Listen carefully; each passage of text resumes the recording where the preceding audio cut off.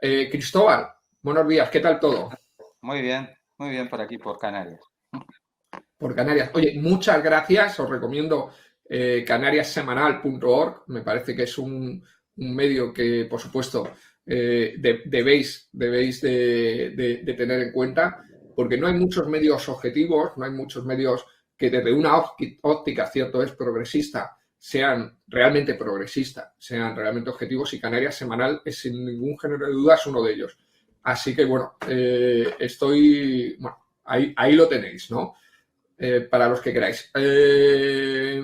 Cristóbal, sobre todo, quizás la gran noticia, el rey, la vuelta del rey Juan Carlos, ¿qué te parece? Bien, he estado escuchándoles con mucha atención a Roberto y a ti hablar sobre el tema del rey. Y bueno, yo creo que sería, ya que ustedes han dicho lo básico que cualquiera con un poco de pensamiento crítico piensa, ¿no? Cuando ya regresa el rey, que se sabe, bueno, pues sabemos algunas de sus fechorías, ¿no? Y sabemos algunos de sus delitos, no lo sabemos todos, pero bueno, conocemos, o por lo menos no se han publicitado todos. Entonces, como eso ya lo han comentado ustedes, yo creo que sería a lo mejor interesante eh, explicarse o preguntarse el por qué. Es el porqué de este apoyo al rey tan cerrado y no solo al rey, sino a la institución, ¿no? A la monarquía.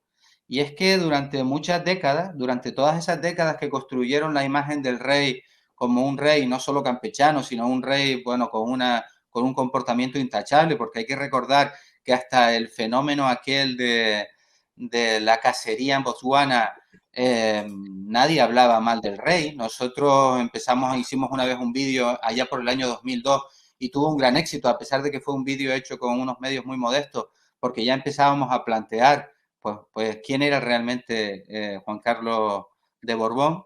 Pero lo cierto es que hasta entonces había habido un consenso mediático después de la transición para construir esa imagen del rey que se nos vendió durante décadas, ¿no? Como un rey absolutamente intachable.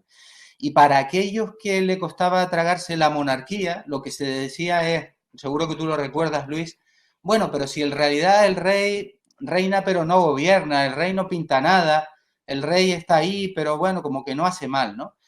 Y yo creo que lo fundamental es tener en cuenta el papel que ha desempeñado siempre la monarquía en la historia de España, del Estado español, que ha sido fundamental para las clases dominantes del Estado como una seguridad de que el orden aquel del que incluso después hablaría Franco diciendo aquello de que todo siga bien atado y bien atado, se iba a mantener, ¿no? Que nada esencial cambia en un país donde tú sabes que en buena medida muchas de las familias tradicionales del capitalismo patrio, por así llamarlo, pues son las mismas que se enriquecieron, ya estaban antes de la guerra civil, se enriquecieron gracias al régimen de Franco y continuaron después. Aunque después hayan llegado otros nuevos capitalistas, esos que se venden como hombres hechos a sí mismos y tal, pero si haces un estudio de esa familia, ves cómo esas familias han pervivido, ¿no?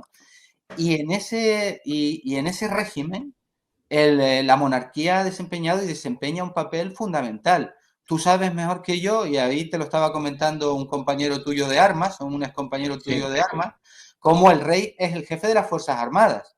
Por tanto, el rey, en último término, tendría la potestad de ordenar la acción de las Fuerzas Armadas si algo pusiera en peligro la indivisible unidad de la nación española.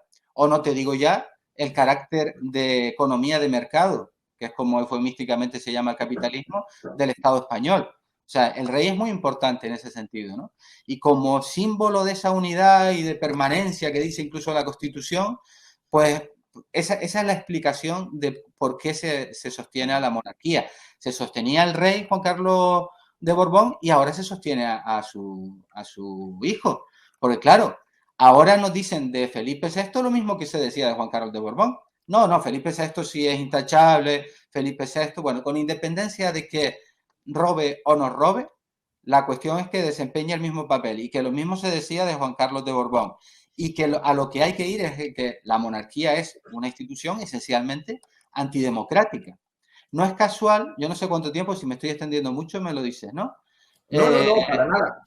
no, Además, no, Dime. Además, perdona, Cristóbal, hay una cuestión y es que el rey ya ha reconocido, Felipe VI, y esto no pasó durante el reinado de Juan Carlos I, ya ha reconocido que era beneficiario de una cuenta con 100 millones de dólares con Juan Carlos I.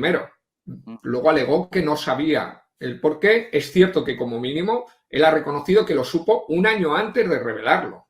Sí, Con lo sí. cual estamos hablando de que ocultó durante un año a la ciudadanía, a los representantes políticos de la ciudadanía, el que era beneficiario de una cuenta con 100 millones de dólares, ¿no? Y renunció de una forma falsa porque todo el mundo sabe legalmente que no se puede renunciar a una herencia tal y como Felipe VI dijo que renunció, pero dijo aquello de que renunciaba a esa cuenta o a los fondos que hay en esa cuenta, aprovechando de una manera muy medida, como se hace todo aquí y todo lo que tiene que ver con la Casa Real, justo en plena pandemia, cuando estábamos todos liados con la pandemia, es cuando él dijo que renunciaba a eso. Bueno, en definitiva, renuncie o no renuncie, él tenía que saber todo eso, se ha beneficiado de eso. Y es que el tema, como te digo, de lo del rey, lo conocen todos los periodistas del régimen y lo conocen todos los grandes medios de comunicación de toda la vida. Yo me acuerdo allá por el año 2000, cuando yo todavía creía, porque había sido criado como tú, somos de la misma edad, en esta ficción que se creó tras la transición sobre el régimen del 78, y yo pensaba que, bueno, que el rey era un tipo, además de campechano, que era intachable. Me acuerdo que cayó en mis manos este libro que se llama Un rey golpe a golpe, firmado con seudónimo en el año 2000, con el seudónimo de Patricia Sberlo, que ahora la chica o la historiadora que lo escribió ha podido recientemente dar su nombre, porque en aquel entonces era imposible dar el nombre para escribir, y es donde se contaba eso del rey que se sabe, que era un comisionista y siempre fue un comisionista no solo con los países árabes, sino, vamos, que se quedaba con un porcentaje incluso de cada barril de petróleo que llegaba y todo eso. Pero la cuestión fundamental es entender el papel de la monarquía en el sostenimiento de este régimen. Yo te decía, no es casual que por ejemplo, incluso ya en los planes que tenían los Estados Unidos para cuando faltara Franco, según se recoge en una obra que yo le recomiendo a todo el que nos esté escuchando, que se llama Soberanos e Intervenidos, de Joan Garcés. Joan Garcés es un abogado que fue asesor de Allende en su momento, y en esta obra, que también la muestro por aquí, Soberanos e Intervenidos, el subtítulo es muy llamativo, Estrategias Globales Americanos y Españoles. No solamente trata del Estado español, trata de toda Europa, ¿no? Pero cuenta con documentos desclasificados de la CIA cuáles fueron las conversaciones con los franquistas de última generación y con el propio Franco para cuando faltara Franco. Y la idea era constituir un régimen parecido al de Estados Unidos, bipartidista y tal. Luego, bueno, se le permitió la entrada también al PSE, se le legalizó solo cuando su dirección prometió que iba a asumir estos planes, pero ahí la idea era, la monarquía ya aparecía como un elemento fundamental. Mira, brevemente, en un epígrafe que dice la jefatura vitalicia del Estado y de las Fuerzas Armadas, dice: en marzo de 1971, el presidente Nixon encargaba a Vernon A. Walters, agregado militar en Italia y coronel de los servicios de inteligencia, la misión confidencial de transmitir a Franco que España era vital para el oeste y Nixon no quería ver desarrollarse una situación caótica o anárquica. Nixon expresó la esperanza de que Franco entronizara al joven príncipe Juan Carlos. El presidente Nixon entendía que esta sería una situación ideal que aseguraría una transición pacífica y ordenada en los términos de Estados Unidos, ¿no? Que era evitar que el pueblo pudiera decidir algo, que el propio Franco supervisaría. Y bueno, explica cómo el dictador dio garantías a Nixon de que seguiría el curso previsto y la sucesión se llevaría a cabo en ese orden, ¿no? Decía, no hay alternativa al príncipe. Bueno, ahí vemos como el papel de la monarquía, también Estados Unidos entendía que era fundamental para constituir ese régimen del 78 que después nos iban a imponer. Y recordarán quienes nos escuchen cómo recientemente salían esas declaraciones que en una entrevista que daba Suárez a esta periodista, la periodista de la transición, ¿cómo se llama ella? Victoria Prego. A Victoria Prego, cuando se tapa el micro y entonces reconoce que no se hizo un referéndum sobre monarquía o república porque dice, claro, es que si lo hacemos íbamos a perder, ¿no? Entonces, cuando se dice, es que no había alternativa al rey, es que el ruido de sables, no, hay que conocer lo que sucedió realmente, ¿no? No se entiende la transición, decía Joan Garcés en este libro, si no se entiende y se sabe, y están los documentos desclasificados, que se comenzó con grupos políticos que ya estaban previamente cooptados por los Estados Unidos y que estaban dispuestos a asumir esa monarquía, ¿no? Y así llegamos al momento actual, donde primero el PSE e Izquierda Unida se tragan la monarquía, son republicanos en su casa o republicanos el 14 de abril o republicanos cuando no se juegan nada, pero luego no hacen nada por constituir, organizar a la población, explicarle a la población esta realidad y te dicen pues que no es el momento. Pablo Iglesias es muy republicano antes de ser vicepresidente y después ya no. Yolanda Díez acababa de entrar hace un momento curioso, ¿no? en el Twitter del compañero que se acaba de ir y una declaración de Yolanda Díaz, no es el momento de hacer un referéndum sobre monarquía o república, nunca es el momento. Nunca es el momento porque ellos están plenamente instalados en este régimen y no quieren poner en peligro sus privilegios. Es muy triste esos cambios, esos virajes que dan los políticos cuando, bueno, llegan al poder o están cerca del poder, ¿no? Estamos viendo también a Yolanda Díaz, que viene del Partido Comunista y que, bueno, el 12 de octubre pasado participó en una recepción con Felipe VI, legitimando a Felipe VI. Esa recepción es mucho más importante de lo que parece, porque el simbolismo en países como España es extremadamente importante. Y después fue a visitar al Papa. Entonces, estas visitas de pleitesía, de alguna forma, son mucho más importantes de lo que parecen, ¿verdad, Cristóbal? Son totalmente, o sea, son significativas. Ellos dan también mensajes, ¿no? Igual que cuando Pablo Iglesias, incluso antes de llegar al gobierno, va y le hace una visita al embajador de los Estados Unidos. Están dando mensajes, es decir, somos socios fiables. No va a pasar nada con que nosotros lleguemos al gobierno. Y después, cuando se dirigen a su grey, pues como te digo, son republicanos, son todo lo que tú quieras. Lo de Yolanda Díaz es pues muy significativo. Es decir, Yolanda Díaz ahí está diciendo, pero claro, lo que te comentaba, hay que conocer, y también están los documentos desclasificados al respecto, que ya traicionando a toda su militancia, yo diría su sacrificada militancia, el PSE asume la monarquía. La dirigencia del PSE o Santiago Carrillo en este caso y el resto de dirigentes del PSE. Y de ahí hasta la fecha, ¿no? ¿Por qué? Porque la monarquía no es cualquier cosa, es decir, es cierto, y que cambiar la monarquía no lo es todo, es decir, hay que ver qué clase de república queremos, ¿no? Pero desde luego que desempeña ese papel de estabilizador de este régimen. Y por eso no lo cuestionan, igual que no cuestionan a la OTAN cuando llegan al gobierno. Eso es algo que quienes conocemos un poco estas organizaciones lo sabemos. Sabíamos que cuando llegaran al gobierno, como ellos pretendían, como muleta del PSOE, tampoco iban a cuestionar a la OTAN. Ahí tienes también a Yolanda Díaz aprobando el envío de armas a Ucrania, o tienes a Alberto Garzón, que es del PSE, diciendo que las bases militares en el Estado español pues hay que defenderlas porque crean puestos de trabajo, lo cual es mentira y además es una inmoralidad tremenda, ¿no? Porque aunque fuera verdad, es decir, puestos de trabajo a costa de que nuestro país o que el Estado español sirva para como base para intervenciones militares y destruir otros países. Esos son los puestos de trabajo que se generan, que tampoco generan mucho, pero aunque así fuera, ¿no? Entonces, totalmente. esa es la cuestión con estas organizaciones, ¿no? Fíjate, Cristóbal, esta mañana lo estábamos comentando, cómo el diario El País ayer no situó en portada el regreso del rey Juan Carlos, hoy le da una portada, pero menor, minimizada, y tú, como persona que trabajas en los medios de comunicación, sabes perfectamente lo que esto significa. Fíjate cómo le dan casi no más importancia, pero le restan importancia al regreso de Juan Carlos, que sin duda es el notición de esta semana, con el virus de la viruela del mono, que es importante, cuidado, o el PSOE solicitará a la audiencia la reapertura de la instrucción de Cospedal o los últimos audios de Villarejo.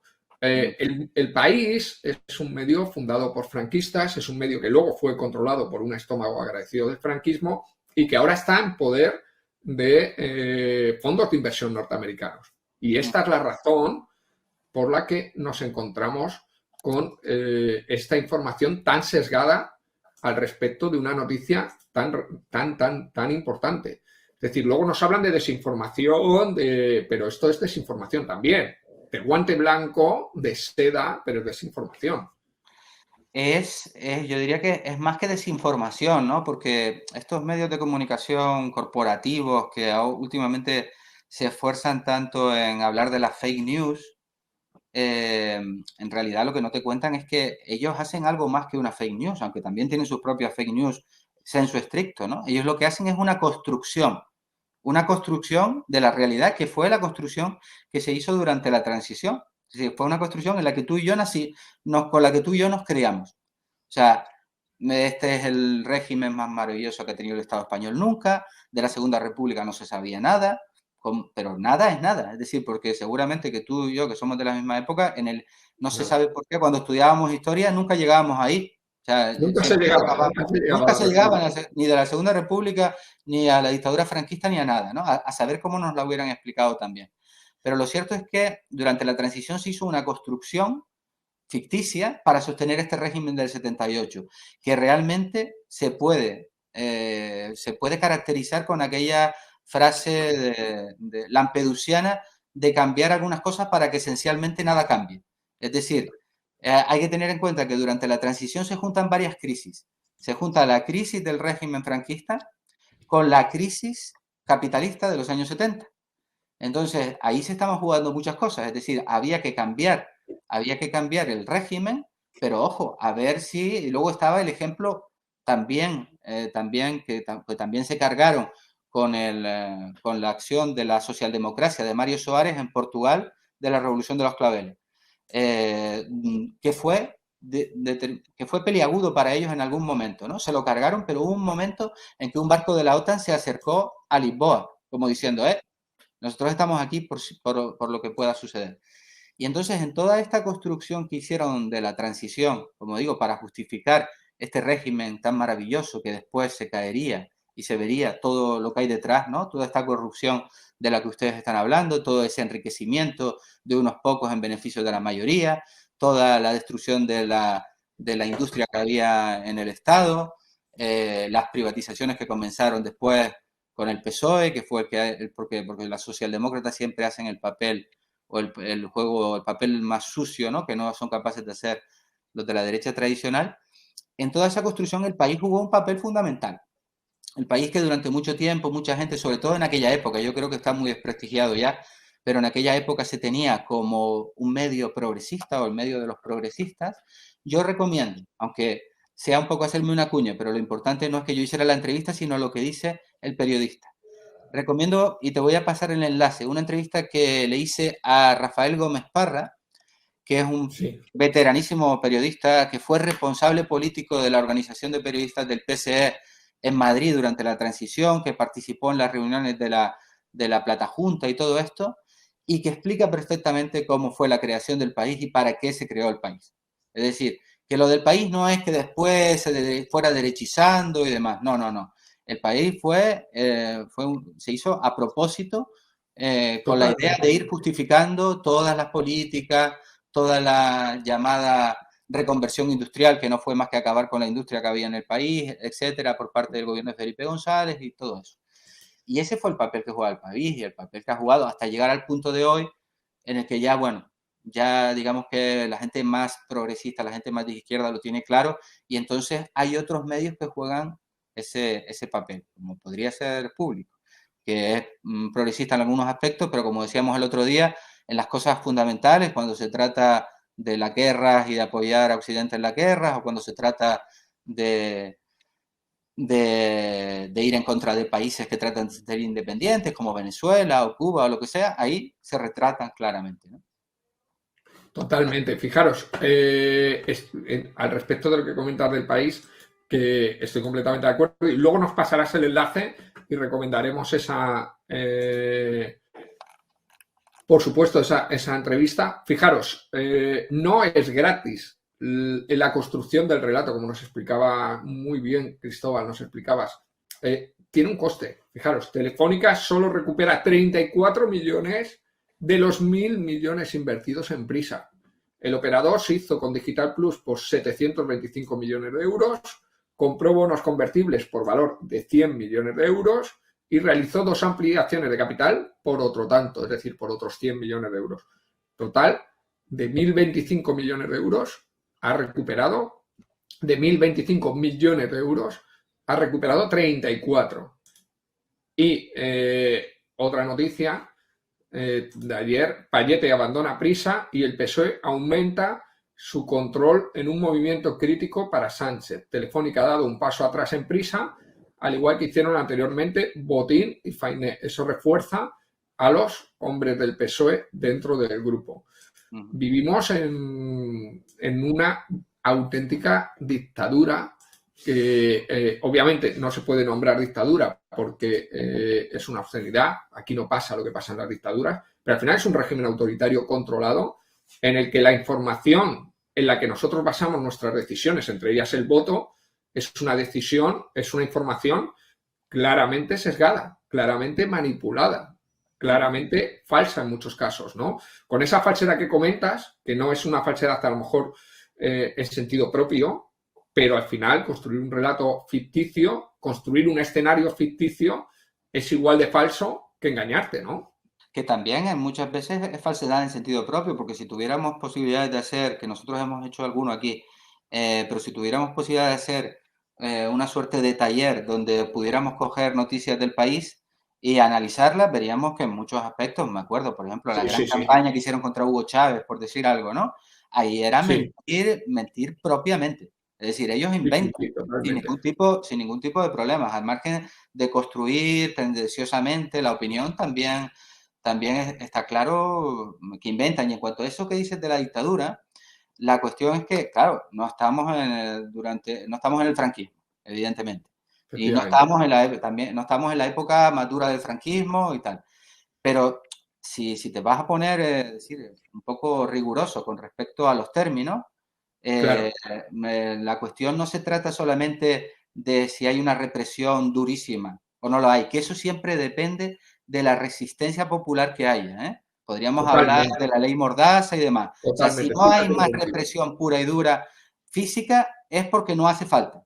Porque si hubiera organización popular, ten en cuenta, por seguro que habría más represión. Y bueno, ahí si quieres hablamos de la ley Mordaza, del efecto que tuvo, de cómo los presuntos progresistas no la cambiaron y, según dice Amnistía Internacional, no hicieron más que maquillarla. ¿Y por qué?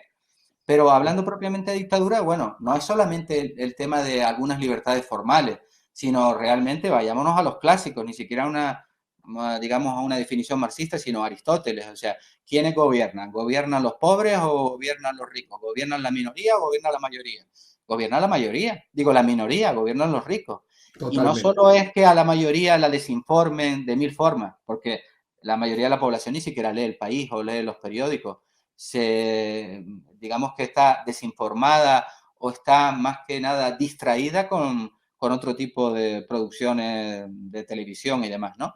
Pero incluso en los casos en que una población llega a poner en cuestión un régimen, hay cantidad de ejemplos históricos que demuestran cómo finalmente se utiliza la fuerza, si hace falta. Y finalmente se puede utilizar la fuerza incluso militar. ¿Qué pasa? Que nosotros estamos englobados en un ámbito de la Unión Europea que no hace falta llegar a esos puntos, porque te dicen, bueno, te cortamos el crédito. O sea, ¿qué partido de estos institucionales que no merecen ser llamados de izquierda, que están integrados en el régimen, se cuestiona salir de la OTAN? Se cuestiona salir de la Unión Europea. Eso se plantea como una locura. ¿Cómo vas a salir de ahí? O sea, te cortan el crédito, no, te quedarías totalmente aislado. Sería un tema para debatir en otro momento, pero propiamente sensu estricto, es decir, gobernar, la gente se gobierna. O sea, el compañero que se fue antes, el compañero mexicano, hablaba de Eduardo Galeano cuando decía, nos mean y dicen que está lloviendo. Galeano tenía otro de esos microcuentos suyos muy buenos, en el que, bueno, hacía una especie de analogía con una fábula que él decía, bueno, unas aves que iban a ser cocinadas por un cocinero y le decían, porque era un cocinero democrático, decían, bueno, ¿ustedes cómo quieren ser cocinadas? ¿Quieren ser cocinadas en salsa, digamos, salsa agridulce o en salsa de limón? ¿Cómo quieren que las cocinemos? Y entonces las aves decían, no, nosotros no queremos que nos cocinen de ninguna manera.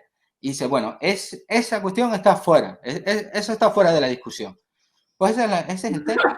O sea, ¿quieres que gobierne el PP y Vox o quieres que gobierne el PSOE y Podemos, que en la práctica, y si quieres y hay tiempo podemos hablar de ello, no cambia nada y ahí están los datos de lo que prometieron y lo que finalmente hacen? Pero en el fondo, o sea, ¿cuál es la opción realmente popular que beneficia a las clases populares? De momento está por construir. Ninguna. Estoy de acuerdo contigo. Yo además lo he comentado alguna vez, que al final hay tres familias fundamentales en las que se sustenta el voto, ¿no? Son los conservadores, los liberales y los socialdemócratas, ¿no? Olvidémonos de los nombres, porque a mí si me preguntaran, ¿usted qué es? Yo diría, yo soy liberal, pero no el liberal que aquí entendemos como liberal, ¿no? Pero bueno, más allá de esta cuestión de cómo muchos términos están completamente, bueno, de alguna forma desfigurados, estas tres familias responden a los intereses de tres élites. Las élites, los conservadores responden a las élites económicamente adineradas, que son las personas que tienen mucho dinero, bien porque lo han acumulado, bien porque lo tenían de familia. Las élites liberales, los liberales responden a las élites de los empresarios, las personas que han ganado mucho dinero con este sistema neoliberal, y los socialdemócratas, pues de alguna manera a todas esas personas que son triunfadoras dentro de un ámbito académico, intelectual, es decir, son personas formadas, ¿no? Y que les ha ido bien dentro del sistema. Entonces son tres partidos totalmente sistémicos, estructurales, ¿no? Olvidémonos del nombre. Por debajo de ellos, estos tres partidos surten, desde mi punto de vista, representan a esas élites. Los que estamos debajo no estamos representados por nadie. Entonces, claro, cuando llega una crisis, los que estamos debajo nos dejamos engañar por unos u otros en función de cómo nos va. Cuando nos va medianamente bien, bueno, pues los socialdemócratas pueden ir mejor, o los liberales, o incluso los conservadores, porque, bueno, los de abajo están bien. Cuando las cosas van mal, ahí es cuando aparecen las otras dos opciones. Y uno dice, la ultraderecha, Vox, o la izquierda, ¿no? Que fue un poco el movimiento de Podemos hace ya casi una década, ¿no? Cuando vivimos esa crisis y consecuencia de esa crisis aparecen esos movimientos. Entonces, claro, son dos movimientos cuyos ejes, más allá después de la transformación de Unidas Podemos, que yo creo que vamos a hablarlo ahora y me parece interesante, un eje es el de la derecha, la ultraderecha, que es el egoísmo. Es decir, hay poco y como hay poco, bueno, pues como hay poco, vamos a no repartirlo y vamos a expulsar a gente del sistema para que lo poco que haya sea para los pocos que estamos aquí, para los nacionales. Y la izquierda, la verdadera izquierda, que dice, bueno, hay poco, hay que compartir, ¿no? Es decir, que los de arriba compartan con los de abajo. Ese más o menos es el esquema fundamental. Con lo cual, al final, tristemente, la parte más baja de la sociedad, nosotros, los trabajadores, solo estamos representados en momentos de crisis y lo estamos por dos partidos o dos corrientes que tampoco nos representan, porque la ultraderecha no nos representa y la izquierda al final, vamos a ver ahora lo que ha pasado, termina por no representarnos, ¿no, Cristóbal? Porque esa izquierda que hablaba de abajo arriba, de repartir el dinero de arriba abajo, en la práctica no lo hace, ¿no? La cuestión es que es un tema para un directo solo ese, ¿no? Es decir, es un tema complejo. Pero yo diría, yo no estoy de acuerdo en que en eso que tú comentas de que algunos representan pues a un sector, bueno, hay distintos sectores dentro, digamos, de la burguesía, digamos, española, ¿no? Pero en definitiva, hay una cosa evidente de la que se dan cuenta las personas más politizadas e incluso las menos politizadas. Las personas se preguntan y se dan cuenta, es decir, o sea, cuando voy a votar y gana el PSOE y Podemos, ¿qué cambia? ¿Qué cambió? En el día a día, ¿no? De la persona. ¿Qué cambió? Claro. No cambió nada. Es que no ha cambiado nada. No es casual que hablaríamos si merece ser llamada izquierda. Podríamos ir al origen histórico de la izquierda y la derecha y si esta gente representa algún tipo de progreso en la sociedad. Para mí no lo representa. La cuestión es que, por eso te ponía el ejemplo de lo de Galeano, es decir, te cuecen en una salsa o en la otra, pero la cuestión es que no cambia nada esencial en lo fundamental. ¿Qué es lo fundamental? La situación de los trabajadores, de la inmensa mayoría de la población. Pues la inmensa mayoría de la población son trabajadores, sean asalariados o incluso sean por cuenta propia y se crean que son empresarios y que son sus propios jefes, cuando en realidad son autónomos y trabajan ellos solos. Y están todavía peor que algunos asalariados. Entonces, claro, la cuestión es esa, la cuestión es a quiénes representan. No representan a la mayoría de los trabajadores.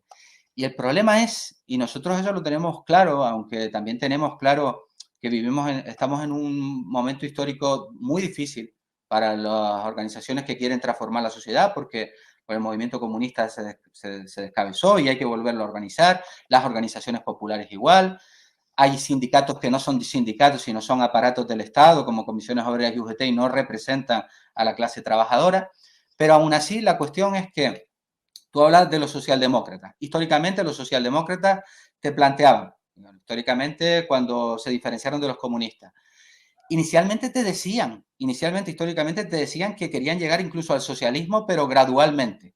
Totalmente. Después olvidaron lo de gradualmente y dijeron, bueno, vamos a gestionar el capitalismo, pero como dices tú, vamos a repartir un poco más la riqueza. Claro. Bien, durante unas pocas décadas, en unos pocos países de Europa, eso no hay que olvidarlo, unos pocos países occidentales de Europa, se construyó eso que mal llamado estado del bienestar, que significaba, bueno, que se tenían más derechos que en otros países, que había una seguridad social, que había una sanidad pública, que había un cierto reparto de la riqueza. Eso se hizo, no hay que olvidarlo nunca, gracias también a la superexplotación que esos mismos países hacían de la mayor parte del mundo, de los países mal llamados también del tercer mundo. Pero eso sucedió durante unas pocas décadas. A partir del año 70 entran en crisis el proceso de acumulación capitalista, que es lo fundamental en esta economía. Si lo fundamental es la acumulación capitalista. Si hay acumulación capitalista, se puede repartir un poco, aunque sea mediante el crédito. Porque a veces te da la impresión de que tienes muchas cosas y lo único que tienes son deudas. Y eso pasó también en estos países, ¿no? Pero a partir de los 70, eso entra en crisis. Es el momento en que aparece Margaret Thatcher, le tuerce el brazo a los famosos, a los sindicatos británicos que eran importantes, Ronald Reagan y tal. A partir de ese momento todo ha sido un gran retroceso en el que, en nuestra opinión, se pone claramente de manifiesto que el sistema capitalista ya no tiene mucho más que ofrecer, porque además está compitiendo con grandes potencias como son China, y entonces ellos tienen que abaratar costos, y se abarata costos precarizando la mano de obra y a los trabajadores. Ese es el proceso en el que estamos desde los años 70 hasta ahora, con una gran nostalgia por parte de estas organizaciones socialdemócratas o socialliberales que te prometen que si los votas a ellos te van a volver a traer al estado del bienestar, te van a recuperar esto y tal. ¿Qué sucede en la práctica? Y si quieres, para no extenderme mucho, lo podemos hablar concretamente con lo que ha sucedido con Podemos, Izquierda Unida. Pues que no pasa eso. Y no pasa eso por cuestiones que yo te podría un poco explicar, no quiero extenderme demasiado, pero podríamos entrar a valorar qué ha sucedido con las promesas de Podemos e Izquierda Unida, esas organizaciones que no cuestionan nada en esencial en el sistema y que se han integrado en él, las promesas y en qué han quedado esas promesas. Además, fíjate, Cristóbal, me parece muy interesante. Has comentado los sindicatos, vamos a la crisis de Andalucía, Izquierda Unida, Unidas Podemos, que se ha quedado al final Unidas Podemos sin sillones. En primer lugar, mira, te comentaba, en Andalucía lo primero que ha habido y lo que más me llama la atención es que han dado un espectáculo bochornoso, pero no un espectáculo bochornoso porque Izquierda Unida o porque Yolanda Díaz haya impuesto a Pablo Iglesias y demás, y también eso entra un poco, sino un espectáculo bochornoso porque se ha quedado fuera Unidas Podemos por los sillones, porque lo que estaban peleando eran sillones, ahí no había ningún tipo de decisión de programa, sino sillones. Queremos esta cuota. Se pelean por cuotas, se pelean por sillones. Y segundo, segundo eje que me parece importante introducir, Yolanda Díaz apoyada por los sindicatos, por UGT y comisiones obreras, por los aparatos del Estado, por medios como El País. Mal asunto. Y tercero, la batalla Yolanda Díaz, Pablo Iglesias. a cara de perro, guerra civil en la izquierda, ¿no? Estos tres ejes, bueno, los vamos comentando uno a uno con calma, pero ¿qué te parece? ¿Por dónde quieres comenzar? Bueno, vamos por el bochorno, ¿no? Yo creo que es lo primero, ¿no? Luego podemos analizar Yolanda Díaz y su relación con el poder, con toda la socialdemocracia, con el país, con los sindicatos, todo ese apoyo que está recibiendo, que como mínimo debe de preocuparnos. Y en tercer lugar, la guerra civil con Pablo, ¿no? Los egos. Ahí va a haber una lucha de egos muy importante y yo no creo que Pablo Iglesias vaya a ceder de manera, por lo menos de manera incruenta, ¿no? Va a batallar, ¿no? Entonces, la izquierda, ¿qué te parece el bochorno de Andalucía? Cada vez me cuesta más incluso llamarlo izquierda. O sea, porque lo que te decía, incluso vámonos a la Revolución Francesa cuando resulta que los más conservadores, que eran los que querían que tuvieran más peso la monarquía en la asamblea recién constituida, se situaron a la derecha y los más progresistas que no querían, o sea, que digamos que representaban pues al nuevo régimen que estaba surgiendo, se situaron a la izquierda.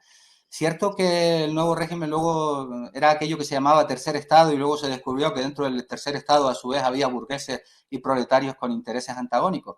Pero en ese momento era evidentemente un gran progreso con respecto al antiguo régimen. ¿Qué progreso representan estas personas? Bueno, lo estamos viendo, ¿no? La cuestión es que evidentemente es verdad lo que tú dices, es un bochorno tremendo, un bochorno que nosotros ya habíamos, bueno, del que nosotros hablamos desde el comienzo de Podemos, cómo podía acabar eso, por lo que tú estás comentando y que tú incluso lo has podido vivir seguramente porque los has conocido. Es decir, son proyectos muchas veces personalistas, proyectos de personas que tienen la aspiración de situarse bueno, en los aparatos del Estado, de ser diputados. Pablo Iglesias quería ser presidente, pero proyectos que no son realmente transformadores. Nosotros, cuando apareció Podemos y contra viento y marea y contra todo el mundo, nosotros ya dijimos en Canarias Semanal, este proyecto no va a ninguna parte. Este proyecto es como el propósito que tenía Izquierda Unida de cogobernar con el PSOE. ¿Por qué? Lo supimos, igual que lo predijimos con respecto a Syriza. ¿Porque tenemos una bola de cristal? No, porque analizamos en base digamos, a las claves que te estaba dando antes, ¿no? Organizaciones políticas que no quieren cambiar nada esencial, que no tienen una verdadera base social organizada popular, ni la organizan, porque incluso los círculos aquellos fueron una ficción, los círculos nunca tuvieron un verdadero poder, su única función era votar telemáticamente lo que se indicaba y lo que se indicaba era lo que indicaba Pablo Iglesias. Y la cuestión entre dos cosas. Una, que no tienen ninguna intención de cambiar nada fundamental, que tienen la intención, como dices tú, de colocarse, de llegar a ser presidente o vicepresidente. Y después, esa concepción de la política totalmente errónea desde el punto de vista popular, pero lógica desde el punto de ellos, que es vamos al Parlamento y en el Parlamento vamos a conseguir cosas. Y cuando no consiguen cosas, dice, es que tenemos pocos parlamentarios. Y si tienen mayoría absoluta, tampoco harían nada, porque tendrían que enfrentar a los verdaderos poderes del Estado, que son los que mandan, y a los poderes de la Unión Europea, que son los que mandan. Y entonces dirían, es que necesitamos que haya más gobiernos progresistas en Europa. Y cuando tampoco lo hicieran, bueno, es que la correlación de fuerzas mundial no es buena. En definitiva, la Siempre cuestión van subiendo es que, claro, un en estado, ¿verdad? definitiva, la cuestión es que la política es lucha de clases. Ellos no representan los intereses de la clase trabajadora e incluso una organización política que quisiera cambiar las cosas de base, como yo creo que es la única solución para salir de la crisis capitalista, que además es crisis económica, es crisis medioambiental, es crisis energética y no tiene salida. Pero incluso aunque lo quieras, no basta con quererlo y decir, soy revolucionario. No eres nadie si no tienes organización popular.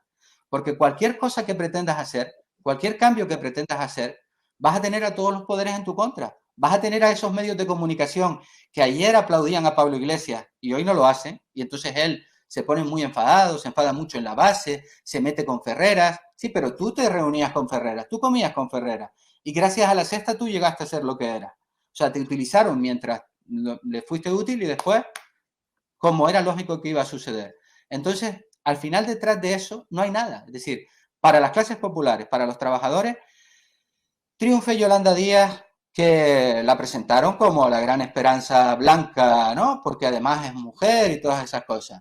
triunfen pues alguno que tenga puesto ahí por intermediación Pablo Iglesias, al final va a suceder lo mismo, no tengas ninguna duda. O sea, si llegaran a ganar, que lo veo difícil, las próximas elecciones, no cambiaría nada esencial. Por eso yo te decía, me gustaría, te dejo ahora que tú lo conduzcas por donde quieras, hacer un mínimo repaso sobre las cuestiones básicas, las cuestiones de comer que ellos prometieron, no que yo creo que hay que hacer o que hay que cambiar, porque la gente diría, sí, pero este tío es un radical, quiere cambiarlo todo, pero ¿con qué? O sea, yo no me engaño, yo sé que no hay condiciones actualmente para hacer una revolución, pero lo que estoy diciendo es, cualquier organización verdaderamente que represente los intereses de los trabajadores, lo primero que tiene que hacer es organizar a los trabajadores. Y que esa organización no sea lo que suele ser para esta gente, es decir, una correa de transmisión para que después me vote, o me hagas campaña o me pegues carteles. No, una organización autónoma de los trabajadores, que en un momento determinado sea capaz de salir a la calle y plantarse y decir, no queremos esa mierda, con perdón, de reforma laboral que han hecho, que es aplaudida por la FAE, sino queremos una verdadera reforma laboral. Mientras eso no exista, no hay alternativa, y Podemos se jactaba en su momento de decir, todo eso es antiguo, eso de que primero que había organizar a las bases y después íbamos al Parlamento, eso es antiguo. Nosotros hemos demostrado con nuestros éxitos que las cosas se pueden hacer con marketing político, ¿no? El de Pablo Iglesias y de Rejón. A la hora de la verdad demuestras que no es así. No tienes ninguna posibilidad real de cambiar nada y al final empiezas a rebajar, a rebajar, a rebajar, a rebajar, y lo único que haces es defender tu poltrona, que es lo que están defendiendo ahora. Fijaros, en lo que comentas, Cristóbal, creo que tienes mucha razón, porque yo en los últimos días aseveraba lo siguiente. Lo que a mí me da miedo de Yolanda Díaz, que desde luego es la que va a liderar la izquierda española en no sé cuánto tiempo, pero al menos ahora la está liderando, es la figura de referencia, es que está de nuevo cayendo en el mismo error de Pablo Iglesias hace una década. ¿Cuál? Crear un sistema personal, es decir, un sistema absolutamente personal. No está creando una estructura que le vaya a sobrevivir, sea cual sea. No está creando una estructura, como tú bien dices, autónoma, una estructura independiente, una estructura que nos permita crear una base que sobreviva a Yolanda Díaz. Al final, Podemos seguramente no va a sobrevivir porque es una estructura personal de Pablo Iglesias. Una vez caído Pablo Iglesias, Podemos, la única fuerza que tiene es que Pablo Iglesias siga teniendo influencia. Pero en una situación de confrontación entre Pablo Iglesias y Yolanda Díaz, Podemos tiene las de perder. Igual que Izquierda Unida en el pasado tenía las de perder con Pablo Iglesias y desde luego o se somete o pierde. A día de hoy, Podemos, con respecto a Yolanda Díaz, o se somete o desaparece. Es que no le va a quedar otra, ¿no? Entonces, el problema es que, ¿y qué pasa después de Yolanda Díaz? De nuevo lo mismo, de nuevo empezar de cero, de nuevo esperar a que surja otra persona que nos lidere de forma absolutamente mesiánica y pues creo que es un error. Creo que Yolanda Díaz tiene de nuevo una oportunidad y la oportunidad es la siguiente: crear una estructura que le sobreviva, una estructura que represente a la ciudadanía. Yo recuerdo los círculos, en los círculos había de verdad ilusión, había personas que de verdad querían tener voz. Entonces creo que necesitamos dar voz a la gente, crear una estructura que Yolanda tiene que crear una estructura que sea capaz de destituirla. Tiene que crear una estructura que sea absolutamente independiente de ella, absolutamente. Por ejemplo, algo de lo que hablábamos por ser prácticos, ¿no? Listas abiertas en el sentido de que no haya listas de partido. Quiero decir, que haya personas, pero no listas. Por ejemplo, a mí ese me parece un cambio muy importante dentro de la izquierda. Pablo Iglesias, allá donde iba, presentaba su lista, con sus 4 o 5 amigos o no amigos o personas que él pensaba que podían tener una importancia, que podían llevar el partido. Y fue provincia por provincia, municipio por municipio, colocando a los suyos. Más allá de colocar a los suyos, personas, que no haya listas, y por supuesto que los líderes no se involucren en esas listas, que haya personas. Al final, si creas algo coral, puedes sobrevivir, porque si tú como persona no dependes del líder del partido, sino que dependes de los que te votan, sabes que si lo haces mal o si no haces lo que la gente de abajo quiere, pues puedes tener un problema, ¿no? Al final yo creo que esa puede ser una solución y tampoco lo tengo claro que lo sea, pero desde luego el sistema que hay tenemos que cambiarlo, ¿no? Mira, No han funcionado las plataformas, no han funcionado las coaliciones y los partidos que se están creando no funcionan. ¿Qué es lo que va a crear Yolanda, Cristóbal? Yo no lo mira, veo. yo te podría decir, sí, pues también entiendo que cualquier persona que me escuche y diga, bueno, y este, pues, qué pedante, ¿no? O sea, el tipo sabe lo que va a pasar, tiene eso, ¿qué se cree? Que se sabe, conoce el futuro, ¿no? Hay elementos que te permiten analizar eso. Ya te digo, nosotros en Canales Semanal, cuando estaba de moda Syriza, dijimos, Syriza no va a ninguna parte. Y bueno, ahí lo tuviste, ¿no? La supuesta traición desde el principio. Dijimos lo mismo de Podemos contra el mundo. Son ustedes unos sectarios, pero ¿qué dice? Porque era la ola, ¿no? Y te puedo decir lo mismo, lo de Yolanda Díaz no va a ningún lado en cuanto a lo que a mí me interesa y creo que les debe interesar a los trabajadores, que son cambios reales en la Cambio real, sociedad. efectivamente. Ella podrá entrar en un gobierno o no, pero no va a pasar nada, no va a haber ningún cambio, porque tú estás hablando de una cosa que tiene más que ver con lo que se llama la estructura de los partidos, ¿no? La estructura de los partidos, qué es lo que tiene el PSOE y qué es lo que tiene el PP y qué es lo que no tuvo Podemos y por eso no es más que una marca electoral hueca, vacía, que cuando deja de funcionar la cambian y ahora viene Yolanda y quiere inventarse otra marca que Súmate o no sé qué, ¿no? Eso es lo que se llama la estructura de los partidos y eso es necesario para que un partido se mantenga. Pero lo que yo te estoy hablando de organización popular es otra cosa distinta. Claro. Y es otra cosa que no va a ser Yolanda Díaz, olvídate, porque quien hace eso quiere transformar la sociedad de base, que Por yo creo que es supuesto. lo necesario. Y no es una cosa que se haga de cara a las elecciones. Olvídate también, aquí todos estos partidos solo piensan con vistas a las elecciones.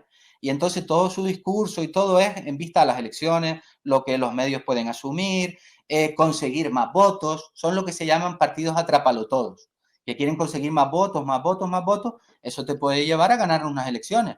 Pero en cuanto tú hagas cualquier transformación que vaya en contra de esa base social totalmente ambigua y pluriclasista que te permitió llegar al gobierno, pues te vas a hundir en las encuestas y no lo vas a hacer. Lo que yo te estoy planteando es otra cosa, que no se hace con vistas a las elecciones. Se hace es una cosa que se construye muy lentamente, Por organización supuesto. popular, que en su momento lo hizo el PSE durante la transición y que después ellos mismos echaron al garete. ¿Por qué? Porque trataron de instrumentalizar toda esa organización, los dirigentes, para esa operación de la transición. Y los que están hoy no conocen, porque eso también es una cosa que se aprende.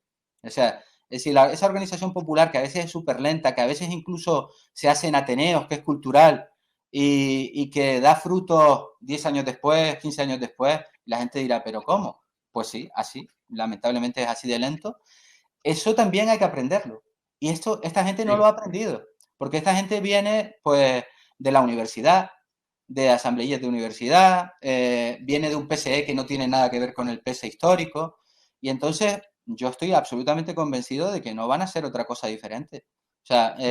ahora tendremos esa pelea y, ojo, el único elemento que le queda a eso que yo me niego a llamar izquierda es, y hablaremos de ello en otros cafés Claro. mañaneros de estos, es apelar a que viene el fascismo.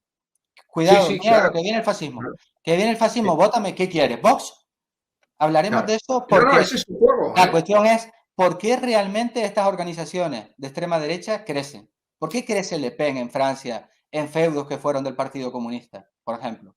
Porque esas organizaciones de izquierda dejan de ser una alternativa, están integradas en esa Unión Claro. Europea capitalista, y los trabajadores que tienen problemas reales en sus barrios fácilmente son captables por el populismo de la extrema derecha. Y eso no se solventa con discursos ni con sonrisitas, se solventa con un No proyecto se cambia con verdaderamente realidad. transformador, que no lo hay en este momento. Por eso te digo, está por construir. Estoy de acuerdo. De hecho, la izquierda vive de, cuidado que vienen los fascistas, vive ya desde hace un lustro de esta historia.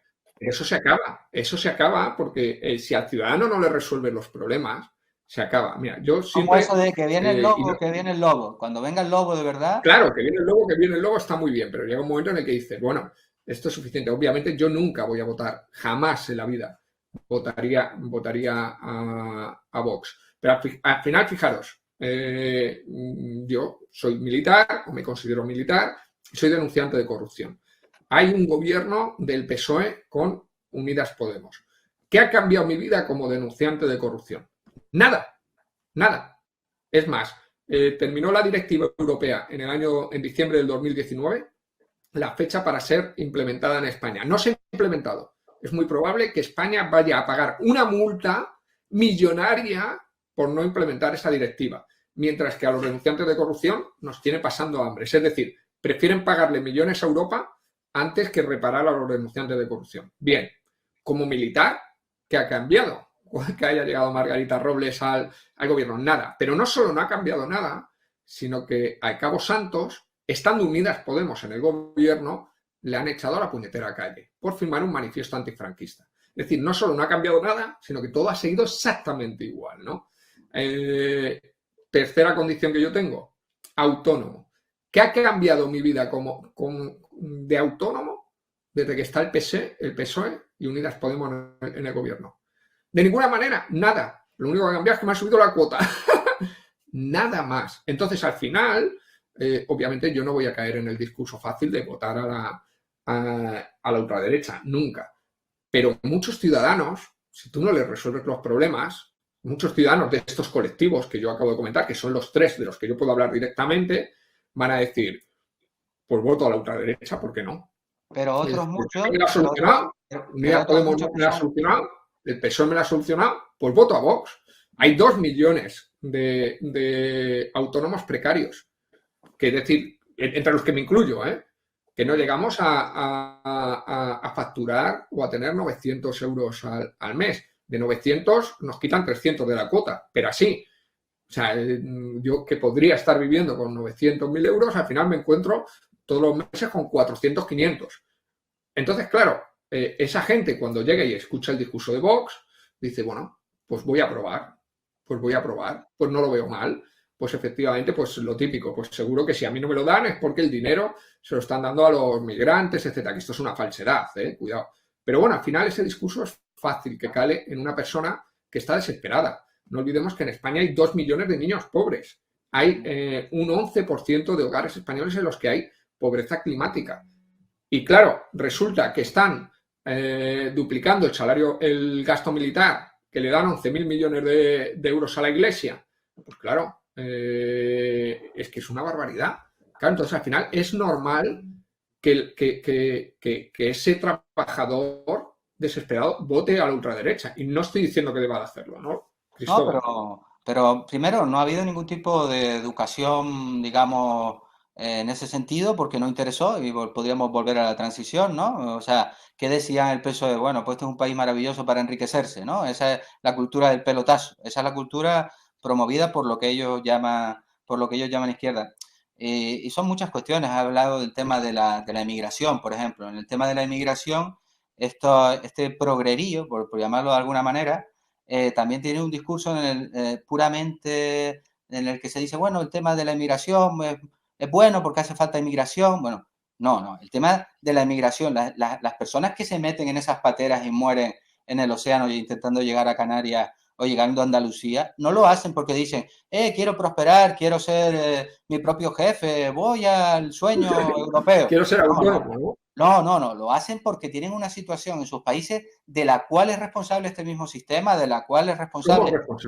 Y esto no es una demagogia, ¿no? Porque vamos a Senegal y vemos que son pescadores y que sus caladeros de pesca han sido expoliados por multinacionales y algunas son españolas. Es decir, no es demagogia lo que estoy haciendo, es la realidad. Entonces, como estos progres baratos no van a denunciar realmente dónde está el problema real, pues entonces hablan de que la inmigración no es un problema y tal y cual. La inmigración se convierte en un problema porque los propios capitalistas locales utilizan a los trabajadores migrantes para bajar salarios y tal. Se crea un conflicto que sucede no en Galapagar ni en Malasaña, sino en los barrios populares de Madrid, de Barcelona o de París. Y entonces de ese conflicto se aprovecha la extrema derecha. Pero la cuestión clave es que también es cierto que mucha gente va a votar a la extrema derecha, pero habrá otros que digan, es que, y va a funcionar, porque cuando se acerca viene el posibilismo. ¿Y qué puedo hacer? Porque yo a veces le comento esto y más desarrollado a muchos compañeros y me dicen, vale, sí, todo lo que tú dices es verdad, pero ¿y qué se puede hacer? ¿Qué puedes hacer? ¿Cuál es tu alternativa? Y cuando le digo que nuestra alternativa, la única alternativa, es larga y tiene que ver con la organización, dicen, vale, sí, pero eso a mí no me solventa. Y vuelve a crearse la ilusión de que a lo mejor esta vez sí, ahora sí van a hacer lo que no hicieron antes. Tenías a ese Pablo Iglesias, que es un señor camaleónico total. Yo hice un vídeo una vez sobre sus cambios de opiniones de un día para otro, que ahora sale del gobierno, se va a hacer un podcast y se hace más revolucionario de palabras que Lenin. Y empieza a criticar a la progrería y no sé qué. O sea, pero si fuiste vicepresidente y no hiciste absolutamente nada. Brevemente, las cosas que prometieron y lo que hicieron. La reforma laboral, promesa del PSOE y Unidas Podemos de que se iba a derogar. Yolanda Díez decía, la nueva esperanza de esta llamada izquierda, entre comillas, que dijo que sí, que se iba a derogar sí o sí. Después dijo que aquello era un fetiche político. Es decir, estamos como diciendo, estoy engañando a la gente, ¿no? ¿Y qué acabó haciendo? Una reforma o no reforma que fue avalada por la FAES, por la FAES de Aznar, por economistas ultraliberales como Juan Ramón Rayo o por la propia Fátima Báñez, que fue la ministra de Trabajo con Rajoy. Aplaudieron la reforma laboral. Y ella dijo que era un nuevo cambio de paradigma. O sea, como los empresarios la aplauden, le preguntan, ¿y esto a quién beneficia? ¿A los empresarios o los trabajadores? Y ella dice, no, pero es que esa es una forma masculina de pensar. Que le pregunten a las Kelly, yo le hice una entrevista, a ver si es una forma masculina de pensar, o a las empleadas del hogar, cómo las deja esta contrarreforma laboral. Contrarreforma de las pensiones. Aquello tan famoso de gobierne con gobierne, las pensiones se defienden, no están así, porque cuando llega este gobierno hay un ten con ten, oye, no le hagamos el juego a la derecha y tal. Bueno, que le pregunten a la gente de Ecoespe qué ha pasado con la contrarreforma de las pensiones. Yo he hecho varias entrevistas a Eduardo Luque y a Ramón Franquesa de Ecoespe y me han dicho, esta contrarreforma pues es en algunos aspectos similar a la que hizo Pinochet en Chile. Es decir, nos están metiendo la privatización de las pensiones estos que dicen que son la izquierda. La vivienda. Yo estoy bastante relacionado con sindicatos de inquilinas, con gente que sigue luchando contra los desahucios. Lo que me dicen es, mira, habrá un decreto y todo lo que tú quieras contra los desahucios, pero los desahucios se siguen produciendo. Ahora quieren echar a 48 familias con 40 niños en Tenerife, la empresa desocupa y aquí no hace nadie nada. O sea que los desahucios se siguen produciendo, con la diferencia de que antes había movilización y cuando llegó este gobierno, desmovilización total. Ada Colau ahora es alcaldesa, ya parece que no hay problema de la vivienda, lo hay. Y por último vamos a llegar a la ley Mordaza. La ley Mordaza, que tiene que ver con la represión de la protesta popular, no es casual, surge precisamente después del 15M. Luego se ponen nerviosos, oye, aquí hay que hacer algo porque para coartar esta protesta popular. Que dijeron, cuando llegamos la vamos a derogar porque no hay derecho y tal y cual. No lo digo yo, lo dice Amnistía Internacional. Amnistía Internacional ha calificado esa reforma o no reforma o de la ley Mordaza como un mero maquillaje.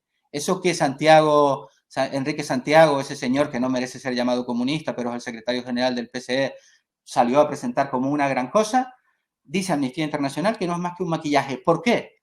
Porque ellos no son tontos y porque saben que las cosas van a seguir empeorando, sigue empeorando, o sea, cada vez el costo de la vida es mayor y va a haber respuesta popular. Y cuando venga la respuesta popular hace falta una ley que te meta una multa cuando vas a una manifestación, que te deje sudando y que te haga plantearte si te vas a otra manifestación o no. Bueno, esos son los hechos de esta maravillosa presunta izquierda, progrería, procapitalista que tenemos en el gobierno.